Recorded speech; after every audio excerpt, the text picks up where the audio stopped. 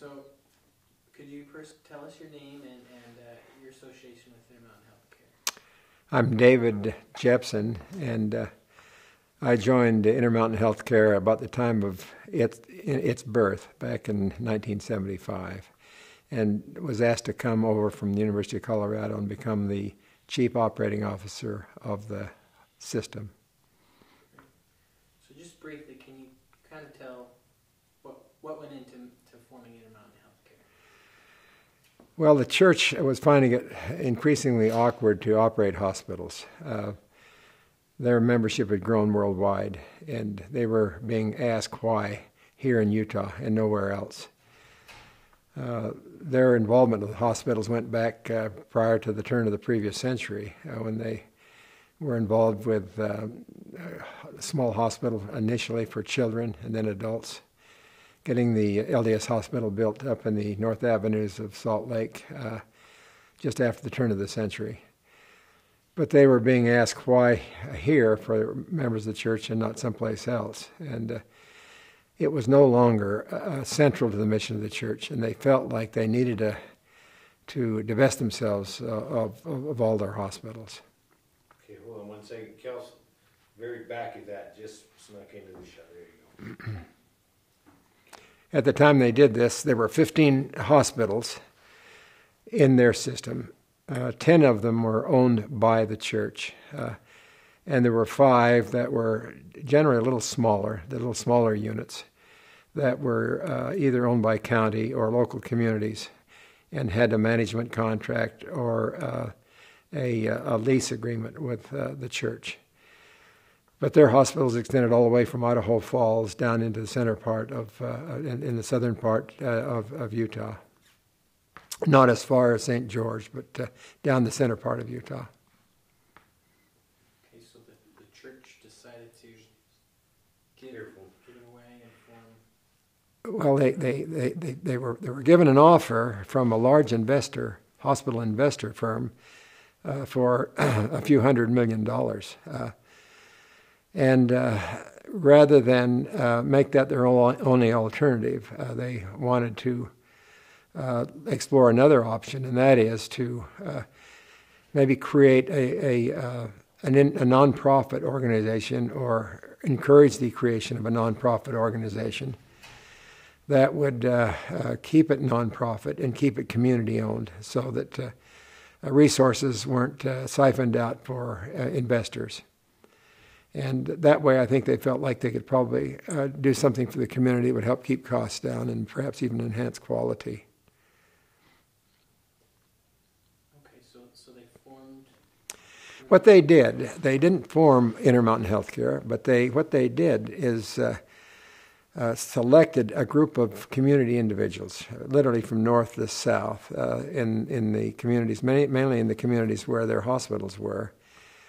And they asked one prominent individual, he was a local individual that they had a lot of respect for, by the name of William Jones, asked him if he would chair the board of this entity that would become Intermountain Healthcare.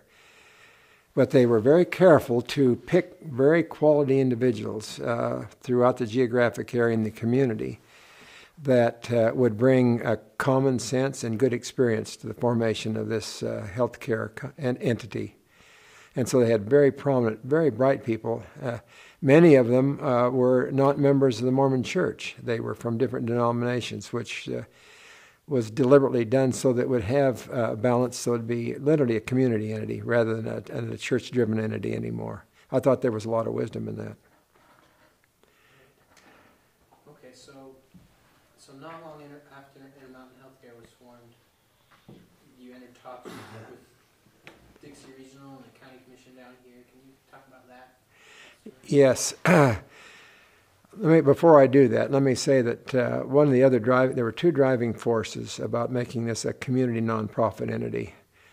One, they didn't want resources siphoned off to investors that would add costs to the care patients are receiving.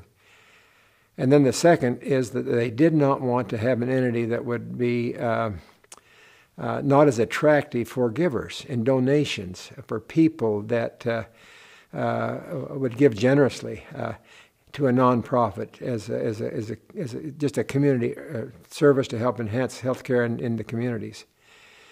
For years, with their children's hospital, they had giving. I remember as a little kid that I used to give a penny a year for every birthday and put it into a donation box in my ward house for Primary Children's Hospital. And they wanted to keep some of those things still flowing, and so they passed by the large cash offer that they received. And I thought that was magnificent on their part. And that also influenced these early board members. The board members came into their assignment absolutely determined that they were going to help make this a model healthcare system that would offer healthcare at a very attractive cost to patients, and also have a real focus on quality and try to be a model for the nation and maybe even the world. And that was expressed to me when I was first recruited. I felt those were very noble aims. Great. So now can you talk a little bit about the purchase of Dixie Regional? Yes, after Intermountain Healthcare got going, it wasn't very long. We did some advanced planning. We looked geographically at where we had an opportunity to help some other communities. The first strategic part of our plan was to develop a mission statement that spoke of the importance of high-quality medicine at the lowest possible cost. And so for those early years, we were looking at things that would bring new economies that help drive down even the current costs of hospitals. Example, we decided that rather than operate individual laundries in each hospital, wouldn't it be better to build a really fine, efficient laundry, maybe in an industrial park where we could ship linens and things like that quickly to the hospitals and keep their costs down. So we centralized a lot of services. We started a purchasing entity that would have enough volume to be able to attract better prices on commodities that hospitals bought. And in order to enhance that and make it even more effective, we felt like maybe we ought to grow a little bit, especially within the geographic area where these central services would work fine. And we had heard a word, in fact, I think I was called, or else my colleague Scott Parker was called. One of us received a call that an investor-owned firm, even the investor-owned firm that wanted to buy the hospitals from the church, had come down here and asked the county if they would be willing to sell them this hospital. And they offered them several $1 million for this hospital. It was just being completed. And the three members of the commission were Truman Bowler, Murray Webb, and Ivan Church. And I remember getting an invitation. I think either they called us or we called them. I think they called us and said, we understand that you might be interested in growing in the area here. And we said yes. And so I came down and worked with the county commission. And it was a very wonderful experience. They had really worked hard to get the new medical center built and under operation over on 4th East, they had to work hard. They had to issue bonds, but they built a beautiful facility, and so when we first sat down, I had to smile. They said, if Intermountain Healthcare is going to acquire this, they're going to have to pay us a little money. We've got a prison that we need to build. We also need some additional money for bridges and roads.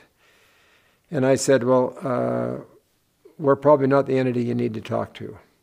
And they said, why? And I said, well, because we're determined to try to keep costs as low as we can for the patients that we serve, and we also want to do everything we can to enhance quality. But we will not be involved with an entity that is going to require a markup in a large cash outgo. And are you sure you want to put the cost of a prison, and are you sure you want to put the cost of streets and bridges on the backs of sick people in your community? Well, what are you willing to offer, Mr. Jepson? And I said, how's $10? And they laughed a little bit, and I said, think about it. We'll offer more than that. We will take the responsibility for all of the bonds and everything on your balance sheet that relates to the hospital, and we'll take that on as our fiduciary responsibility, and we'll make sure that those needs are properly met. But that's as far as we want to go. That's all as far as we can go. To do different would actually betray the foundation that was laid for Intermountain Healthcare in the first place. And they said, well, let us think about that. I think in the next 2 or 3 meetings, there were several meetings, the next 2 or 3 meetings, they said, well, how do we know that you won't be a complacent entity? This community is going to grow. This community is going to be very dynamic. What assurance can you give us that we'll have the services that we need for a growing population? Because what we have here may not be what we need in a few decades down the road. And I said, well, we'll give you our absolute word, and I'll be the first to pledge that we will not let this community down. We will make sure that we bend over backwards to make sure that as services can be justified, they will be provided for this community, and we'll grow with the community. But we'll also do our very best to keep prices low, and we'll do our very best to bring quality far beyond where it is right now. And I was amazed. After a few more meetings, they said, we want to come with Intermountain Healthcare. And so with those promises, and I don't think the $10 was ever paid. If it was, I didn't know about it. So Dixie Regional became the first hospital at Intermountain Healthcare? Thank you. It was the very first hospital that joined the system. We had 15 original, and it became the 16th hospital in the system, I think around late 1976. And I think another advocate for this direction was the administrator, who was a very fine individual by the name of Elwood Harrison. He and I became very good friends, and I think there was a lot of trust that was built between the two of us. And he could see the wisdom in bringing that hospital in this direction, and I think it's paid off over the years. I don't think Intermountain Healthcare has let the community down in any way, shape, or form. Can you talk more about the role that Dixie Regional played as a part of Intermountain Healthcare through its development, through Intermountain's development, and through the hospital here? Yes. One of the things that attracted us about this hospital in St. George, this Dixie Medical Center, we knew would become a pivotal regional center for Intermountain Healthcare. We had also envisioned that there would be some outreach health facilities to help serve the communities in the surrounding area. And we knew that there might be other hospitals interested in joining the system. And I was not surprised that within a few months after Intermountain acquired the Dixie Medical Center, I received a call from the commissioners in Iron County, just up the road in Cedar City. And they made the same request. And literally the conversations went very much in the same directions up there. They hadn't built a new facility. They were worried about where the money would come to replace the one that they were having, which was becoming rapidly obsolete. And similar promises to what were made here in St. George were made up there. And what that did is only strengthened this particular center here as a regional hub, which it is today. And the southwest region of Intermountain Healthcare now consists of the communities in and around St. George, the communities in and around Cedar City, and the communities in and around Panguitch. And it's worked beautifully, just exactly the way we'd fashioned it. If we were going to do it again, I don't think we'd make many changes. So you mentioned that Intermountain was committed to supporting Dixie Regional and its growth.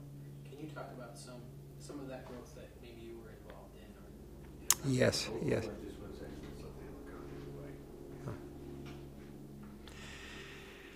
Well, we had made a very definite promise that we would grow services with the community.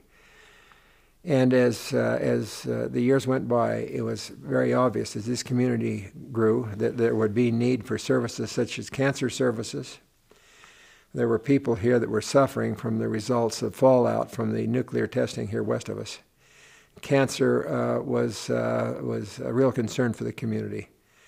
Another is that because of the beautiful environment here and the temperature and the weather patterns, this is a great place for older people to come. And with those older people came things like the need for heart surgery and other kinds of things for the aging. And so those are two very prominent services that we got right after early on, and recruited some really fine medical personnel in both of those areas, and really worked hard to make sure that the promises that we made to those commissioners were honored.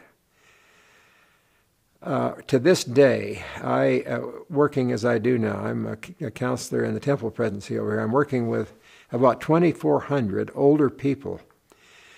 And regularly I have these individuals take me aside and say, who have moved in from California or the Midwest or other parts of the country, they come and have told me many times they love being here, but if they had come for no other reason in this phase of their life than to receive the quality of medical care that's available to them here at the cost that's available to them, that alone would have been worth their move to St. George.